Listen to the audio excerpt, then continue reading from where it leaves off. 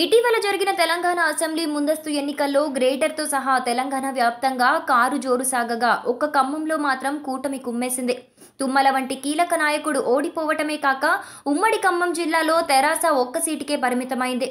దీంతో పంచాయతీ ఎన్నికల్లో ఆ తర్వాత పార్లమెంటు ఎన్నికల్లో ఇక్కడ సత్తా చాటాలని గులాబీ దళపతి కేసీఆర్ భావించి అందుకు తగ్గట్టు ప్రయత్నాలు కూడా ముమ్మరం చేశారు.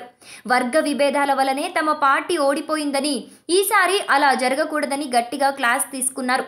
ఇక ఎంపీ పొంగులేటి, మాజీ మంత్రి తుమ్మల కూడా ఈసారి గెలుపు కోసం తీవ్ర ప్రయత్నాలు చేస్తున్నారు. అయినా పంచాయతీలో కారు ముందుకు కదలడం లేదని తెలుస్తోంది. మరోవైపు పంచాయతీ ఎన్నికల్లో జిల్లాలో అధిక స్థానాలు కాంగ్రెస్ పార్టీ గెలుచుకుంటోందని PCC working president Bhatti Vikramarka ధీమాగా ఉన్నారు. తాజాగా తాళ్లగూడెంలో శుక్రవారం జరిగిన విలేకరుల సమావేశంలో మాట్లాడుతూ అసెంబ్లీ ఎన్నికల్లో ఖమ్మం జిల్లాలో అధిక స్థానాలు మహాకూటమి కట్టబెట్టిన ప్రజలకు రుణపడి ఉంటామన్నారు. అదే తరహాలో పంచాయతీ ఎన్నికల్లో మహాకూటమి పార్టీలకు పంచాయతీ సర్పంచ్ స్థానాల్లో గెలిపించాలన్నారు. గ్రామంలో ప్రజల సమస్యలను పరిష్కరించుకునేందుకు ఏకగ్రీవంగా ప్రకటించుకోవటం మంచిదన్నారు. కాంగ్రెస్ పార్టీ కార్యకర్తలు పట్టుదలతో పనిచేసి గెలిపించాలన్నారు.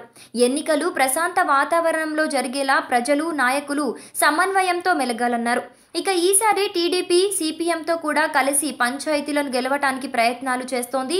సిపిఐ, సిపిఎం కూడా కొన్ని చోట్ల కలిసి ఒకరికి ఒకరు మద్దతు తెలుపుకుంటున్నారు.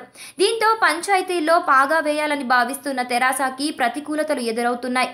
మొత్తంగా అసెంబ్లీ ఎన్నికల్లో తెరాసకి షాక్ ఇచ్చిన ఖమ్మం ఓటర్లు పంచాయతీల్లోనూ అదే తీర్పు ఇచ్చే అవకాశాలు కనిపిస్తున్నాయి.